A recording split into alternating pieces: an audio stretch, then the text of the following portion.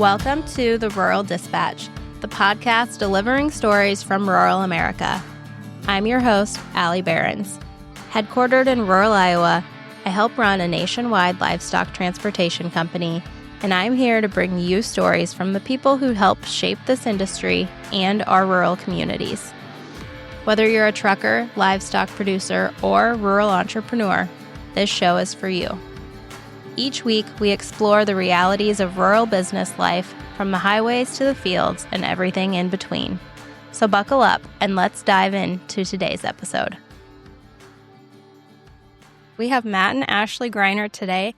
You pronounce it Greiner, right? That's right. Okay, Greiner, yeah. perfect. I grew up in Southwest Iowa, and there's a bunch of Greiners down there, but then you see, what's the one on Shark Tank? I feel like she says it Greiner, but it's Greiner, yeah, yes. Spelled the spelled same Greiner. way. Yes. So Yeah. I'm like, what is this? Is this like a geographical thing? I don't know, but from Iowa. So It is weird because because I think she's from Chicago. Mhm. We had somebody work for us that was from Chicago area a while back, and I tried to get her to say Greiner, and she always said Greiner. And this is like 15 years ago. Interesting. And then, so it must be just the way people from around Chicago pronounce it. I don't know. Yeah. Yeah, I guess. Different over there, I guess. Yeah, I wish she was a closer relative. Yeah, no kidding. Okay, let's dive into who the Greiners actually are. So, if somebody asks you what you do, what do you tell them? Is there a short answer to that? I usually start with the Greiner Buildings because that is the biggest business that we have. That's the one that we've been in for the longest. And it's sort of what has, everything has kind of grown from there. So I am second generation. My dad started the company, and I remember going to work with him ever since I was very young. And then I started making money doing that as young as probably 12, 13 years old, maybe even younger. And then I actually started my own business when I was just a teenager before college. I ran that all the way through college, got out of college, and became the CEO. We kind of put our two companies together. And then I ended up buying him and another partner that we had, buying their shares out. And so still the CEO to this day of Greiner Buildings. But then we also, being in the building industry, we ended up starting software, which was really just a project that we started just to help our business out. And then it became an actual product that we now sell subscriptions to other people. Like to other building companies? Businesses. Yep. We have one company in Kentucky, one in Washington State, and now one in Oklahoma. We had a company in Pennsylvania, so just kind of getting all around the U.S. We talked to a company in Canada. It's so far a very niche software product, but it's something that we're hoping could scale and take off a little bit more. But we're pretty content and happy with where it's gotten now. It's a sort of happened accidentally. Yeah. Just solved your own problem and then ended up solving a problem for other people? Yes. Okay. Yes. We actually, we joined the University of Iowa puts on what's called Venture School or Venture Challenge or something like that. So you go into a competition with your business plan. So I had a team of 3 that we did. This is many years ago before we launched to the cloud, and we actually won the competition. Okay. And in the part of the competition, you had to do discovery at trade shows. So we had to get out of our comfort zone and go up, kind of ask people, what are you using for software? And I met this guy that it was like, God just put us together, and he still uses our software. And he's one of my best friends to this day. And he's a successful entrepreneur as well. We're just in the same industry. We're just in 2 different states. And then it just kind of has grown little by little from there. So we do the software, and then Ashley can tell about her profession, but she's a nurse practitioner getting close to getting her doctorate. And so we have that. We're parents. We're developers, real estate developers, landowners, and we're trying to get a new venture off the ground, which is Lifestyled by Us, which I'll let her tell more about that. That's her area of expertise. Yeah, we're doing it together, but it's definitely, she's spearheading it. Yeah. Yes. Okay, so tell me though, let's back up because Ashley, you help out with Greiner Buildings as well. So you guys are really like in business together. We are, yes. So I how many years have I been on, like, I would say, like, full-time? It's evolved and happens slowly, I would say. Throughout our marriage. In the beginning, I was strictly healthcare. And then kind of throughout our marriage, I've been helping out. Now I am literally doing Greiner building work 7 days a week. So, and Funny I love how it. that happens, isn't it? Yes, yeah. I would say maybe it was even before, but probably about the time that we had a CFO. She was pretty talented. She was with us for 10 years. We appreciated having her, but after COVID, there was the what did they call that? The Great Resignation. Oh, yeah. And that hit us for sure. And people were just scattering, going everywhere. It seemed like it wasn't everybody, but there was a lot of people. Yeah. We hadn't lost somebody out of our office for years, and then kind of happened. And so maybe that was about the time when our CFO resigned that Ashley got more and more involved. We have a really nice office building, so she got her own office in there, and it's definitely that's a nice space. perk.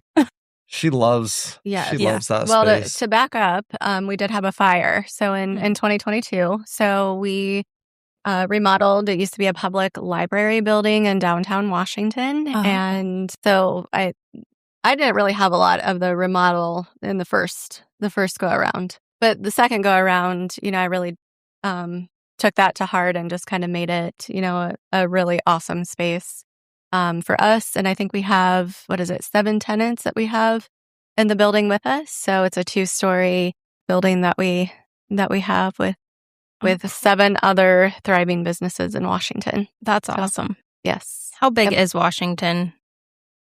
It's smaller than Carroll. Okay. Population, 8,000? Is it that?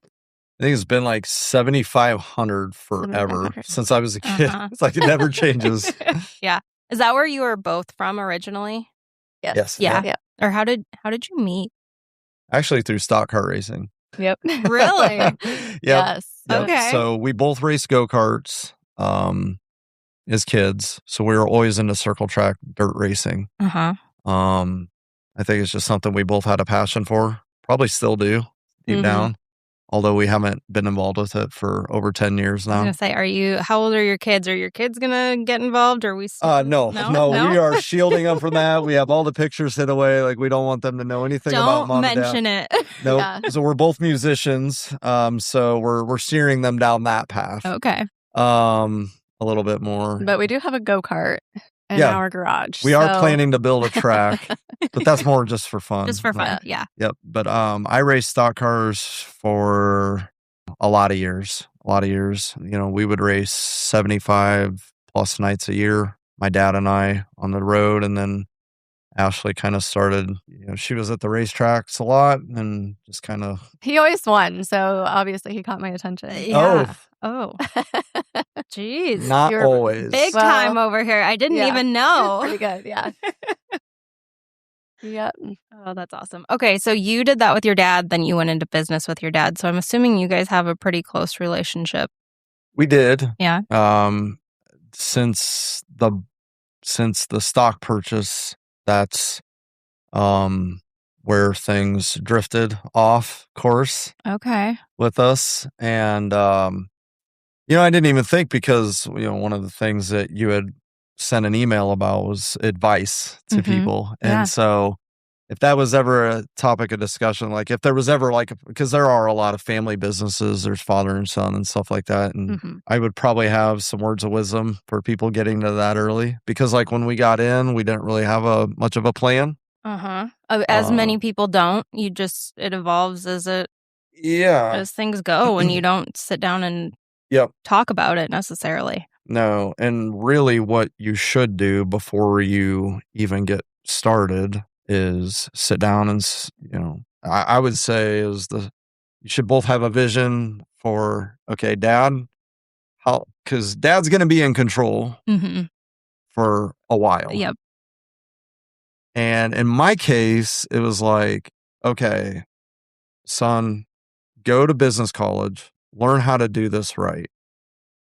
And I was just putting up smaller buildings. So I started off at UNI in Cedar Falls. So he started advertising in that area and he was successful selling some jobs. So I had college friends helping me build. And we did a lot of work. I mean, I got so busy that I ended up transferring down to Iowa.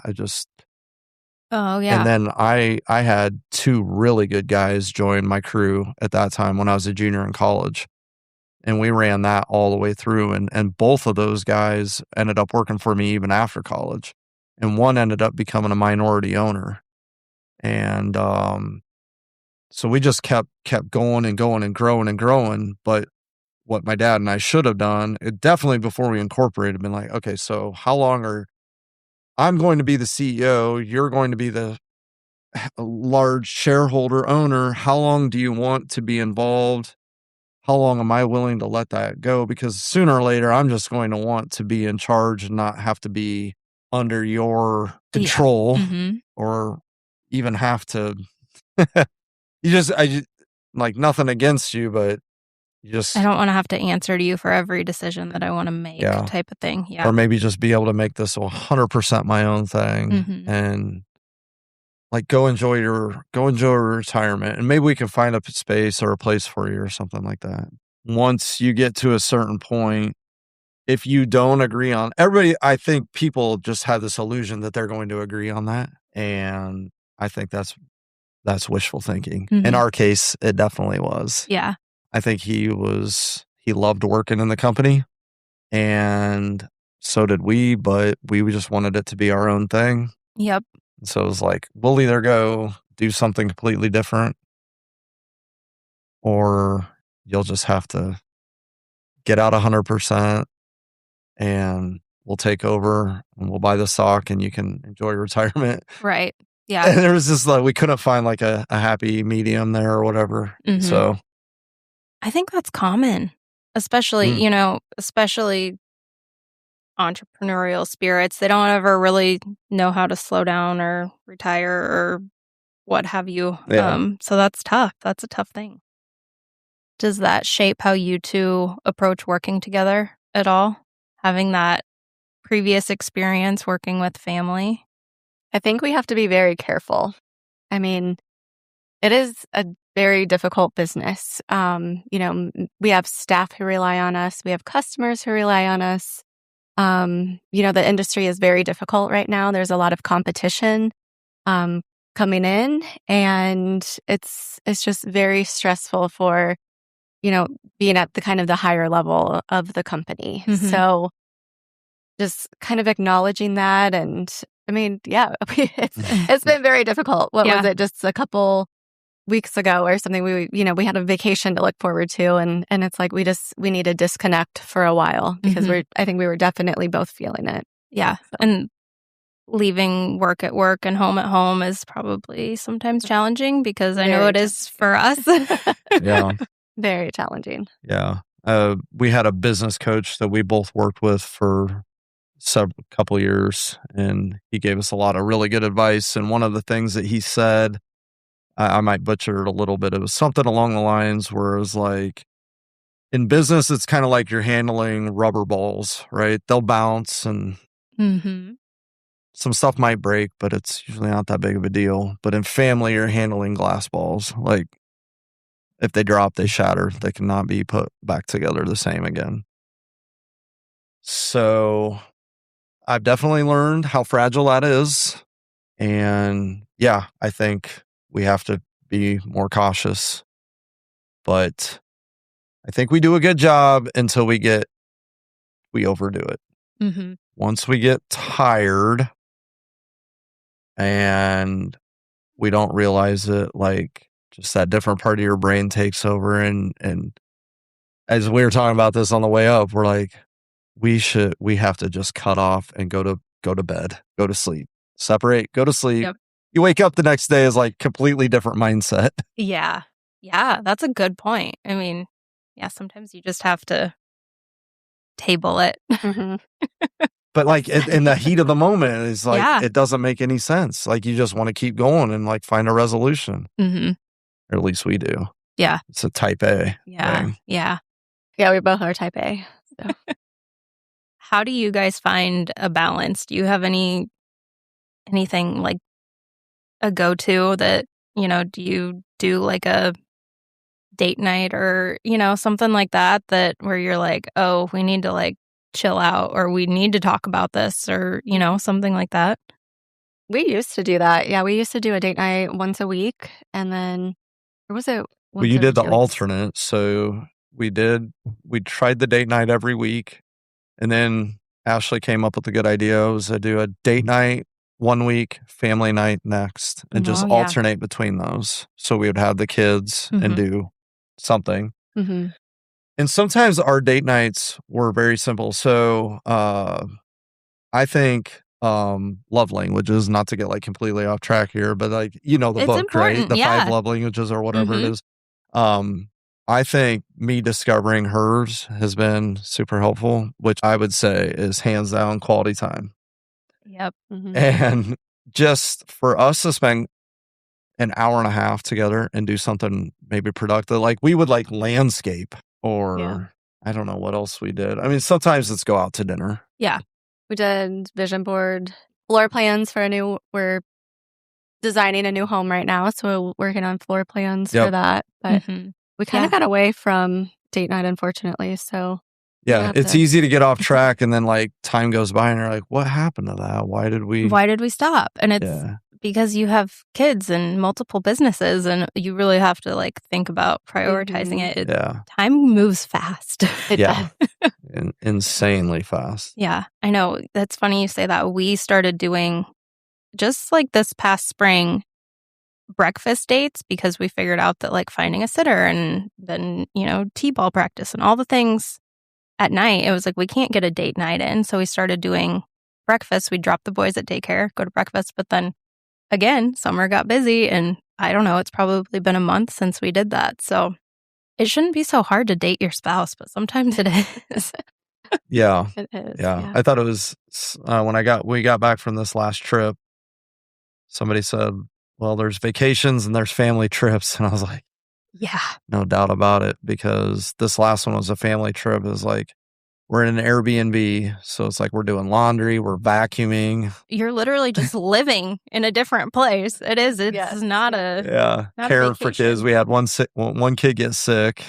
So that was like a half a day of caring for her. And it's just, it was a lot of work. It was a great time. It was a great trip, but it just felt like a lot of work. Mm-hmm. Yeah. It's like, okay, now we need a vacation where we can just like literally do maybe nothing much for a few days. Mm-hmm. Yeah. We were talking a little on the way, and we're like, if she's going to ask about balance, like, I mean, maybe it's good for us to talk about because we're just on a quest to find it, but I think we have no idea. Well, right. I mean, that's everybody, right? I mean, who really are experts? Do they actually have the answers or are they just telling you what they read in a textbook? I don't know. But I like to hear people's real life experiences because I feel like that's, everybody's going to be different. You have to figure out what works for you. But I heard this from a guy. He said, you have to go on a date and you have to make that time. A weekly date with his wife changed his whole marriage. And it's like, wow, what a simple thing. And like, for somebody to have to tell you that, it's like, well, duh. Like, spend time with each other outside of work. But sometimes it's those little things that you just need the perspective. Like, oh, yeah, it's actually pretty simple. But I mean, I guess once a week we do go out for lunch. We tried to do that at least. Yes, with us ever since we started working together. We do that at least once. Every Wednesday. Yeah, we go for lunch, or there's like a little protein shake shop down the road. So if we can get there in time, and then we just kind of walk around town. So little things like that we cherish. Yeah, I really do. Our road time today, we'll cherish that. We talked about that. We're like, gosh, should we drive? Should we be making this trip today? And it's like, this is like the only time we collaborate. Yeah. Is in the vehicle. Yeah. Which is honestly like really a great space. I like it because like there's no distractions. You don't necessarily have to look at each other. So if you bring up like a hard topic, you're like gauging the reaction, side eye, like, ooh. Very good point. No, I'm watching. I love got to that. concentrate on the highway. Yeah. No, I love that. Okay. So all of this to be said, Ashley, you are also like pursuing your doctorate, and Yes. let's talk about that side of things. Like, Yeah. what the heck are you thinking? That is what the provider said when I walked in for my physical, because I'm starting my practicum project. Just like, why are you getting your DNP degree? I think, Matt and I together are just different. We just, it takes a different person to do so much and have so many irons in the fire all at once and keep it all organized and all straight. That getting this DNP, it's like I would regret if I did not, go and get this degree, because if I can just be the best person that I can in my career, then that's what I want to do. And actually, this DNP degree has kind of got me into wellness. So it's really kind of what started Lifestyled. I started studying a lot of nutrition and obesity. And Matt works out, I work out, we like to eat healthy. And that's kind of, I think, really what started this side venture that we're starting. So yeah. Well, and I'm sure that helps you keep everything on track too. Like when you feel your best, you are able to perform your best. So I'm sure that just plays a huge role in your lives. Oh, for sure. Yes. That was Sleep, a big hydration. thing. That was a big thing for me. Is like I struggled for years to have the energy, and it was just. I mean, I could do it. I could grind through it, but it was just like it was not fun. Yeah, yeah. So I'm like, how do you? I didn't realize too. Like looking back, I think. Well, for me, alcohol was just absolutely terrible. I had no idea. I didn't and it's know. so normalized. Like it's just like, oh, well, let's have a drink with every I didn't meal know or just whatever. Like that, or just like a hard Saturday night or a hard Friday and Saturday. Okay, so that's why Monday, Tuesday, and Wednesday all suck, right? Mm-hmm.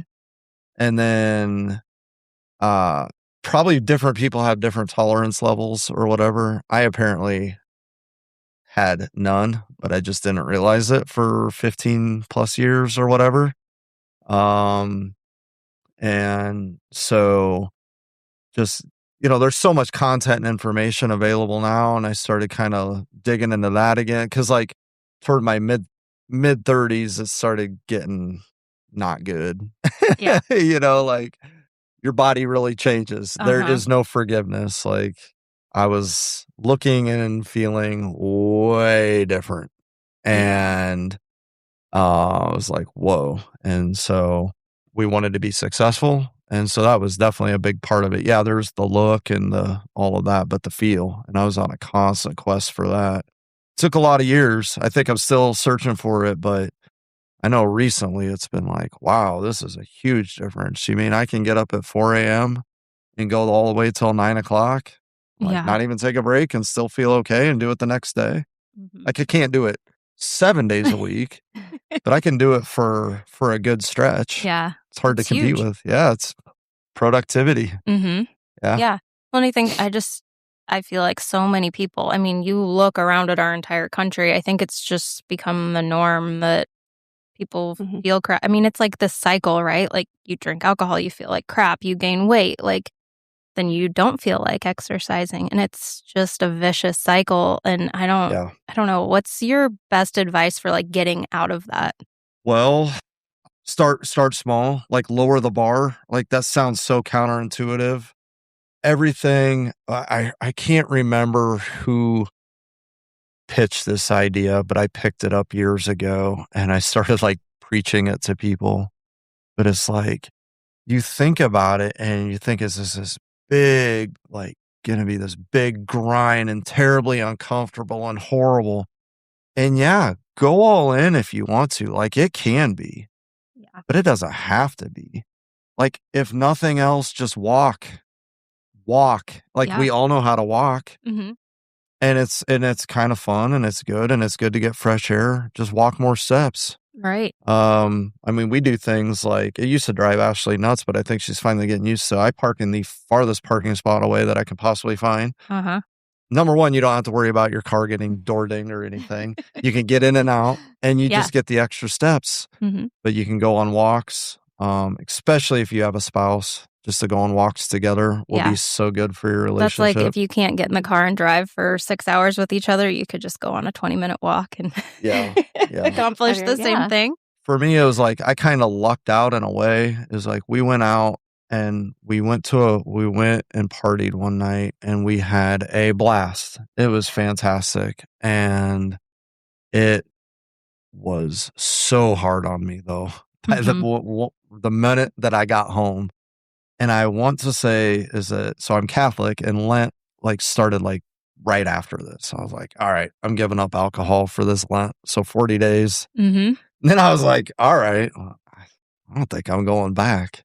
Almost, I don't know, it's been close to 10 years now. And it's still the streak is live. And actually, that word there is really good. It could be a little bit because maybe I'm a little OCD, but streaks, if you can get a streak started on anything, and I mean, it can you don't want to let that streak go. Mm-hmm. I heard something so simple. A guy was like, I haven't not flossed in however long. And I was like, oh, okay, that's pretty good. I never floss, right? I started that. And once I got on that streak, now it's been I don't know, 3-4 years. It's been a very long time. Yeah. I wonder if this will work for my kids. You don't want this. You don't want the streak to end. So if you can get yourself started on some streaks, and they just keep going and going, then that's easy to just keep that momentum.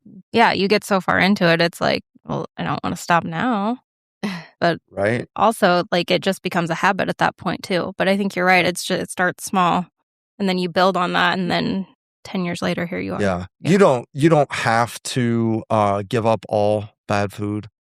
You don't have to do any of that. You don't have to go torture yourself in the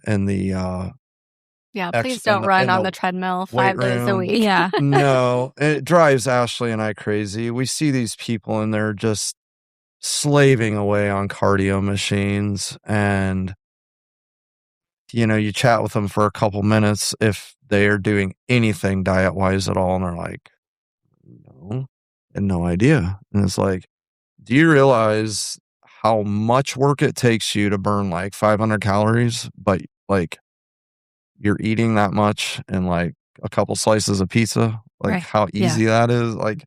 That's the ratio of it, right? So if you would just do a little bit in each area, I think it would make a big difference. And then once you see and feel those results and you can get a streak going, then you can lean into it more. It'll happen very naturally. Your mind and body will want to do it. It becomes effortless. Yeah. At that point. Mm-hmm. I was going to say for myself, I follow an 80-20 diet. I would say I'm not 100% on diet, and I'm maintaining my weight and enjoying, the pizza or the soda. But if you wanted to do a 30-day where you just clamp down and went closer to 98.2 or something like that, you could, but you don't have to. Yeah, you can. Yeah. For me, I can go probably 80-20. What 98 too.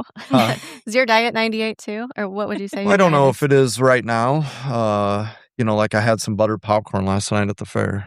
Oh, right. I just ate a chicken That's sandwich. the worst you did at the fair, man. I'm impressed. Well, I had a ribeye sandwich too, right?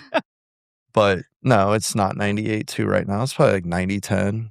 I don't know. And I guess when we say 90-10, 90% is good food clean. For clean eating, and then 10% would be, the fattier foods or the carb foods. So carb foods. Yeah. Yeah. But when I was in the competition, it was 99.9. It was nothing for 6 months straight. But that is so extreme. Yeah. That's it's almost too far. Yeah. I just took it too far. Short term. Yeah. I took it too far almost just to see what too far really felt like, to see if it was I feel like this is a personality trait for you. Could be. I'm just got to see what I can do. Yeah. was a competition and there were cash prizes. Okay, So well. there was that. Yeah. Yeah. And you followed it to a T. Yes. Mm-hmm. Yes. And, we were competing with people all around the world. It was an online thing. Okay. And, I won a couple of the competitions, so it was worth a couple $1,000. And so that part was cool too. Yeah. But there was really no mecca or, pot of gold at the end of the rainbow, I probably even felt worse. Interesting. So and you looked worse. Looked worse. Yeah. Too thin, too, I didn't do any GLP-1s or anything like that or whatever, which, we could talk about too, is kind of can ruin people's looks a little bit when they're not doing that. Even like if you see people that run a lot, you see like person like does a ton of cardio for like a year. You haven't seen them for a year and you look at them, you're I don't know, you kind of looked better before. Yeah. Like a little bit of fat. Like you look younger. You look, yeah. Yeah. So I felt like for me, probably, 13, 14, 15% body fat is probably better than 10 or 11. Yeah. Just overall. Mm-hmm. Okay. So let's touch on the GLP-1s. Just what are your thoughts? Yeah, so I've had a lot of mixed thoughts on GLP-1s and weight loss. So being a traditional medicine provider, when I heard the shortages, people were taking the medicine for weight loss, not having the diabetes. And then you have kind of that market going on where you don't know where that medication is coming from, these compounds that are coming out. I did have a lot of mixed feelings about it. Like I thought, wow, this person, is just being lazy. They just want to eat whatever they want and, can have the GLP-1. But after, I started researching about wellness and obesity, I learned that these GLP-1s offer so much more than just weight loss. Yes, they offer weight loss, but they also play a role in anti-inflammatory effects. Oh. They can help with sleep. They can help, during like your menopause or like perimenopause. So I know a lot of research is not really out there right now because it's still being studied. And of course, the FDA has not approved it for, certain like anti-inflammatory effects that people are feeling on these medications. But I do have a completely different view on GLP-1s. So just to be transparent, I do use a GLP-1, just, a very low dose. And I can honestly say my energy level has improved. I don't have, a lot of pain. Obviously, I'm maintaining my weight.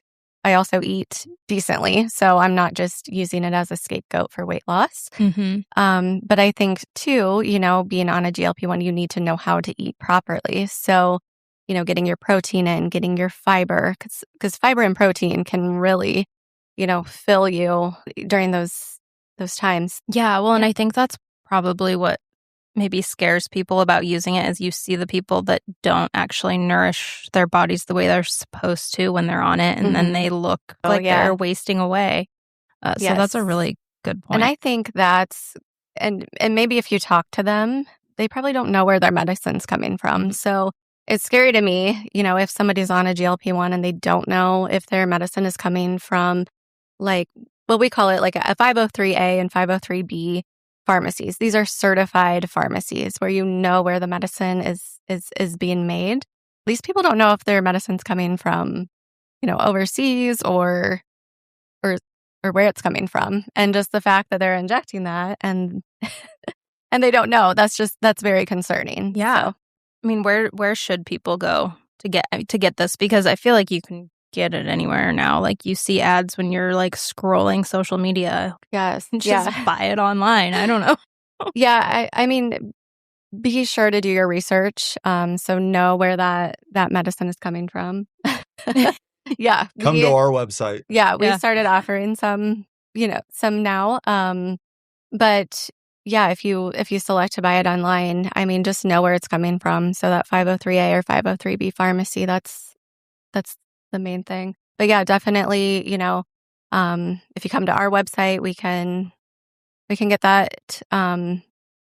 We can get all kinds of peptides, hormone therapy, all of that. Okay, I do not know much about the peptides. Can you talk about it a little bit? Yeah, so there are several peptides. So the GLP-1 is actually considered a peptide. So the ones that I'm most familiar with that we offer are like glutathione, NAD+, and Sermorelin. And so those are kind of the three. And then, your GLP-1s, the semaglutide or the tirzepatide. So they all do different things. So I guess peptides, so they're naturally produced in our bodies as, amino acids. So the peptide is just kind of a building block of what is already naturally being produced in your body. Okay. Is it all for aesthetics, or are there other reasons that people there can be other reasons. Or benefits, I guess. So yeah, like Sermorelin, for example, like, I take that 5 days a week, and it helps increase like your muscle mass. Okay. It helps with sleep, and just helps with energy level.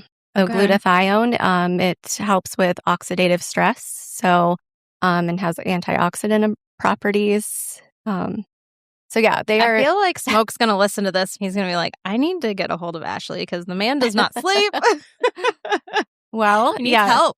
True Sleep's a story. big deal. Yeah. We have, a lady who hasn't slept, for several years. She got, advice, on hormones and, the peptide therapy, and is sleeping like the first time in like 3 years. So, So I don't know. Being a traditional medicine provider, obviously I have not been, it's not something that I've learned about a lot. So kind of through my doctorate journey, which I think it's a blessing in disguise that I've kind of gone down this path and started studying this this wellness pathway, because I've just learned so much. And seeing like the big pharmaceutical companies coming in, obviously they're going to say whatever they can about these peptides, and they're not FDA approved, and there's no evidence to back this up, but really it's going to hurt them. So they're not going to be making a lot of money on medicines for people who are sick, or trying to keep somebody sick, I guess. Yeah.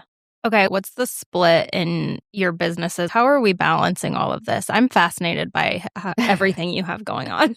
So ARNP, so I am serving a geriatric population in like rural Iowa, so a rural healthcare setting, 3 days a week, so part-time. And then I do Greiner Buildings 2 days a week. And then our lifestyle. Between her and I at Greiner Buildings, we've taken over somewhere around 5 or 6 different positions. I guess I'm doing Greiner Buildings maybe like 4 days a week. Well, because we work 7 days a week. She's the executive director, director of HR, director of marketing. You're wearing all the hats. She's wearing all of those. Yes. I'm the CEO, director of IT, CFO, and the COO. Yeah. So running all the operations and everything. We have some good firms that we outsource to and can partner with. There's certain things I think you can outsource effectively, and there's certain things that, I don't know if you can outsource anything completely. Yeah, you need to keep tabs on things, but some things are more important than others, probably. Yeah. Yep. So, and then I do a lot of direct sales as well, and then manage those projects as well. And what's the property management that we have, hiring that out for maintenance? Yeah, we have like one guy that works for us that, he'll do anything. So he'll help us maintain properties. He'll actually help do some personal stuff for us as well. And then we have many, many acres of stuff, and we try to keep all of our properties in tip-top condition. So that's a lot of work. So definitely outsource quite a bit of that. We do some volunteer work. I'm a musician as well. So for like that, for example, like we got to the point where I was like, I'm selling the band. And if they want to keep me, they can keep me. If they want to replace me, it's fine. But that made a huge difference, because just selling all of that stuff and like no longer having to manage anything, but still being able to keep a hobby where it's income but it's fun, but it's income. That was good. So it's like, okay, you got to let some things go, but you can still keep the important parts as well. But for me, if we can get to bed by roughly 9 o'clock, and if I can be up at my desk by 4, like that's a perfect day, because 4 to 6:30, I can get 2.5 hours of completely uninterrupted focus time. And it depends. Like if I have a lot of Greiner building stuff to do, like it takes precedence. Like I said, that's the number one thing. But if I'm doing good on that, then I can do software development at that time, which is the best time Yeah. to be completely focused and locked in. So it just kind of varies a little bit there. And then I always try to come home and help with the kids if I can from 7:30 to 8:30 is just kind of like the crazy time of Yep. getting out the door. And It's better now that school's not in session. But well, yeah. And now that our yeah. youngest is 4, I mean, and she's a pretty self-sufficient 4-year-old. Like she'll dress herself almost. Like she'll do a lot. Yeah. Whereas our 9-year-old won't do anything hardly. Mm-hmm. So I was like, gosh, is this going to last forever? And it's like, no, it's the younger one. But our youngest daughter was extremely, it was a very big handful for those first 4 years. Yeah. But it's like starting to get a little bit better. So that's helping. But then like 8:30 onward till 5 or whatever is pretty much just day to day, right? It's grind. It's whatever the big thing of the day is. Yep. And that varies from day to day. I've started routine where Monday through Wednesday, no fitness at all whatsoever. Maybe some steps or something like that. And then Thursday, so I'm a Rotarian, so I do a Rotary meeting. So Rotary is like a volunteer. It's a worldwide volunteer group, kind of like Kiwanis or Lions Club. And there's different things out there. And so I go to that meeting and then I try to do the sauna for an hour after that because I'm already at the YMCA. That's where the Rotary meetings are held. That's convenient. Yep. So I get a half hour at least in the sauna. So I'll be dripping pretty good. It's like time to get out where I almost can't tolerate it anymore. Shower quick, hit the weight room, and try to be back to work somewhere around maybe 3:30 or something like that. Close out the day strong. Then when Saturday hits, Ashley usually likes to get to the office around 7 or so. So if I'm feeling good, I'll still go in at 4 or 5 a.m., get a couple hours in there on Saturday, maybe even Sunday. Sunday depends, like if I'm playing church music or not, because that's kind of every 2 to 3 weeks. But ideally, I'll get to the weight room before I come home for her to get up to the office at somewhere between 8 and 9. Yeah. And then, once she gets going, I mean, there's days where she'll be gone the whole day. Like Saturday, she might not get home till sometime in the afternoon or whatever. It kind of depends because sometimes it's very pressing. There's just so much to do and we're under the gun. And I kind of like working on the weekends. It might be a little bit different here, but I don't have a lot of emails coming through like we do during the week. So I think that's what I like. And it's like during the week, it just like keeps coming and coming on the weekend. It's like, okay. Just halts for a while, but it kind of sucks if you want an answer and true, yeah. You can't call somebody or email them, so you have to wait till Monday. But yeah, Saturday, the weekends are normally kind of like my homework time. So when you get your doctorate degree, you have to do a study. So right now I'm actively doing a research study. So so that takes several hours. Yeah. Since she's been in this doctorate, Tuesday nights has been sacred for her. So I always know that I'm getting the kids Tuesday. Yeah. And like last night, she didn't get home till 8:30, and that's just normal on those. But she has a couple hours, 2-3 hours, whatever she needs every Tuesday. Yeah. Well, and I mean, there's always going to be something else that comes up. There's a next phase of life, but you know that it's temporary. So it's easy to like commit to that and work as a team to grind that out. Yeah. And then ever since I've been in this band since 2013, we've had practice one night a week for the most part. Now that I play less, we'll take several weeks off at a time. Like we're now in and off. We've been on a big run, but now we're off now for a while. But that's always been like Monday night. So it's like, okay, Monday night's kind of my night. I'm not studying for my doctorate, but still just having that time for yourself and your passion, I guess. Yes. Yeah. And I think we do best if we collaborate. Once we're not collaborating and we're not talking and we're not planning, that can kind of spin out of control. Yeah. And then you start to maybe resent the other person a little bit. And like, well, what about me? And right. Yeah. Yes, we have a calendar too. So we always send invites. So like every Tuesday night, like it's on the calendar. Like Mhm. Matt, pick up the girls, or if you have band practice, it's on the calendar. Yep. She'll send me everything on the calendar. Yeah. This is when we're leaving for vacation and where we're going. And Mhm. Yeah, so everything that's is good. is on our calendar. So any appointment, we always have like the addresses on, and every detail is in there. Mhm. So another thing, so we use SharePoint, which is all cloud-based file sharing now, which is great because I mean, we can have all of our stuff is on the cloud. Like we have our own space for all of our files. We can all access everything. Yeah. So, that was like kind of one of the things I was going to share today where you had asked about is like technology. Like, if I was advising somebody, it's like I meet all these people that are so technologically challenged and it's like, do something about that. Mhm. Like, Mhm. you got to keep it advancing. It's advancing very quickly. Yeah. And I'm sure there's people that are way, way more advanced than us. Yeah, that's huge, but it's tough. I mean, and then you get people that are set in their ways. So, I don't know. That's tough. Yeah. But I know when we went to SharePoint, there were just some people that were like, this is just terrible. They were used to Mhm. Yeah. on-premise server. Yeah. And Change is I hard. was just like, well, we did lose all of our files in a fire. Like, luckily they were backed up on the Yeah. cloud, but like, who wants to deal with that? Mhm. We had this opportunity to start all over fresh. And that's just some of God's miracles. Like, we would have never changed. Yeah. It's Well, just, and a lot of times you don't change until something happens. That's yep, Mhm. just human exactly. nature. I mean, you Yeah. don't even The necessarily easy think thing about would it. have been is just to take the money that they were going to offer and buy the same exact stuff that we had, but like negotiating with the insurance company, which insurance claims are very, very difficult. If you ever get into one, you got to stand up for yourself and give it all you got. It's a fight. Mhm. Mhm. Don't let them drag you around. Yeah. And it's like, okay, we got reimbursed the same dollar amount, but we were able to switch to a new environment. So like Yeah. going cloud is, I think it's huge. Okay, how many people are you guys managing?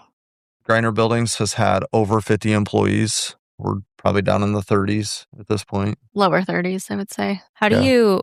you decide when, I mean, you mentioned earlier that you guys have taken over a lot of maybe the administrative roles. How do you decide when it's time to hire someone or maybe let a position go or not replace a whole person in that role?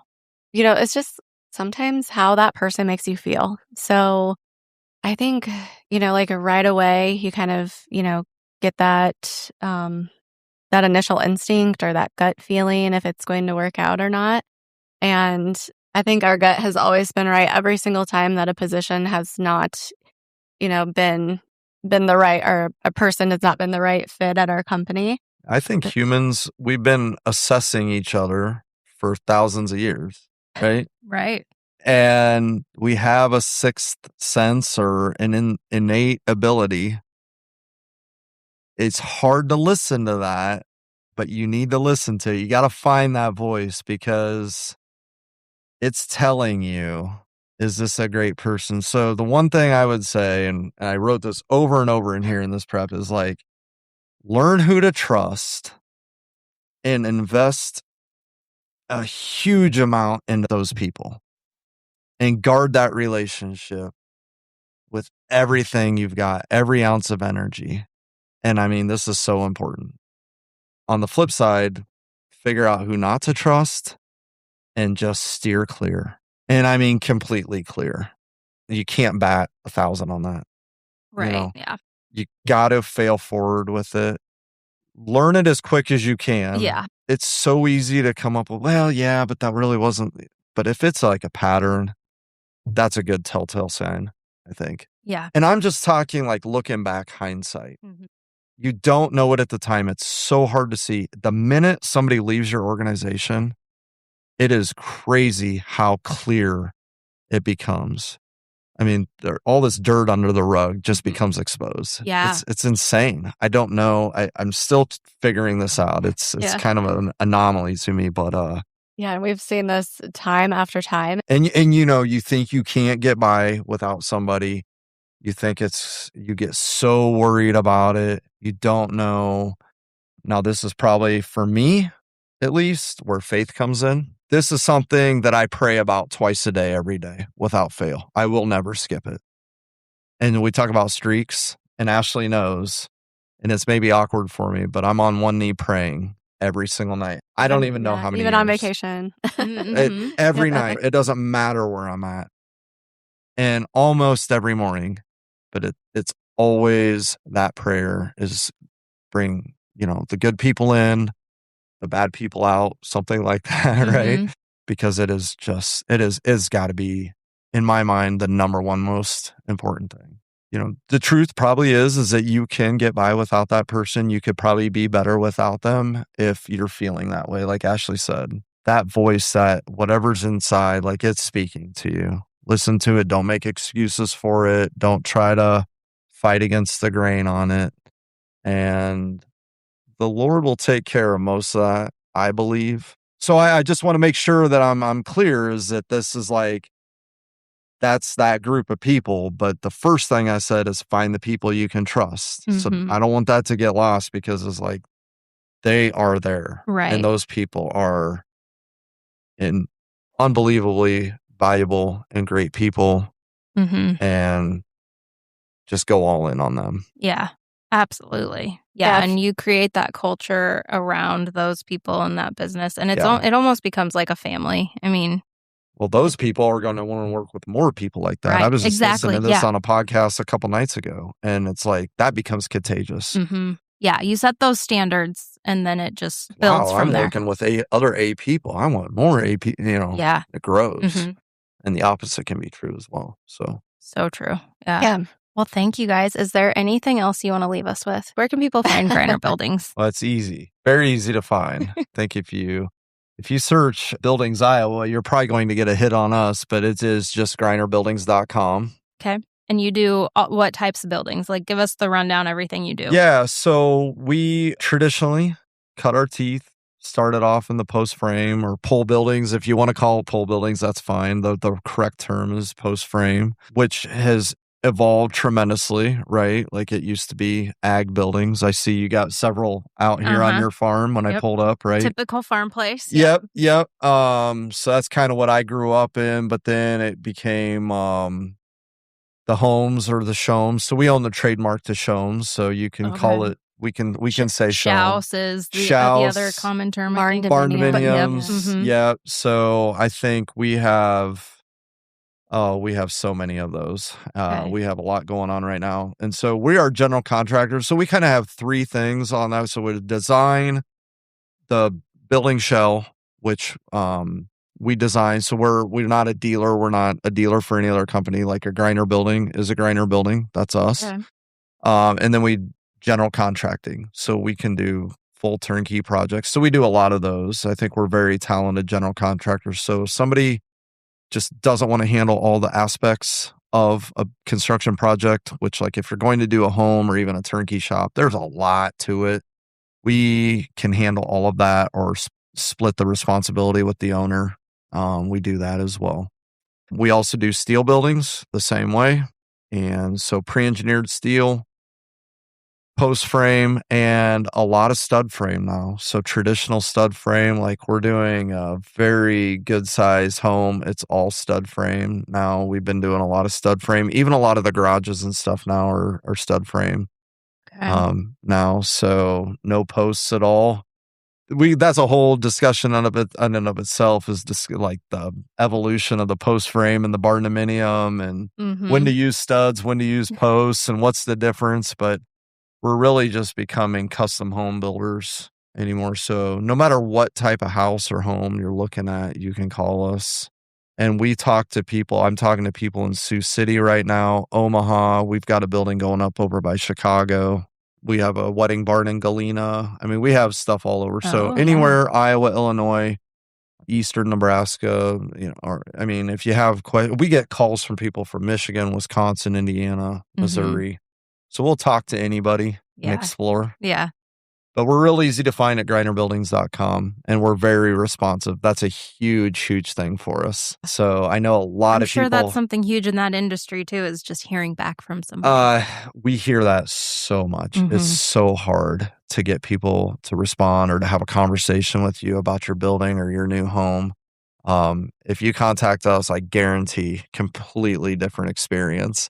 maybe we stub our toe every now and then, like especially if we get a huge influx, or like last week I was on vacation. But we are very responsive. That we talk about culture. That's big part of it. Yes. Yep. I doubt anybody listens to this wants post frame or building design software. But if you do, you just contact us at Greiner Buildings. But it's a novabuilder.pro. And then I'll let Ashley talk about Lifestyle by Us. Yep, Lifestyle by Us, lifestylebyus.pro. And we have, all the socials, Facebook, Instagram.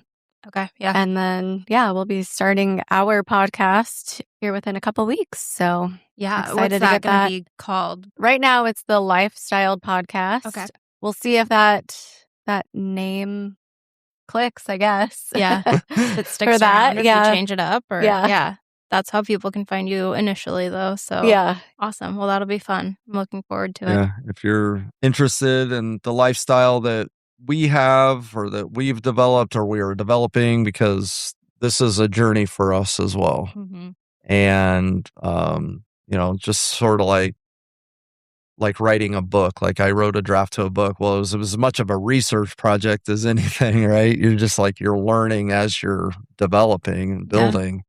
But if it's of interest to people, to what Ashley and I are building, and we would love to have you come check us out if you want to get a little healthier lifestyle going. And if you're interested in doing the GLP-1s, or you just have no idea where to start, peptides, you want to try to reduce inflammation, or we forgot blood work too. Yeah, if you want to get blood work, I think is huge. People don't know what's going on with your blood. Yeah. And you're flying blind at that point. You could have low markers. I mean, you hear mostly about testosterone in men, and that's huge. But there's so much more to it than that. Ashley knows how to analyze these things, how to guide people. She's guided me. I'll continue to be her guinea pig.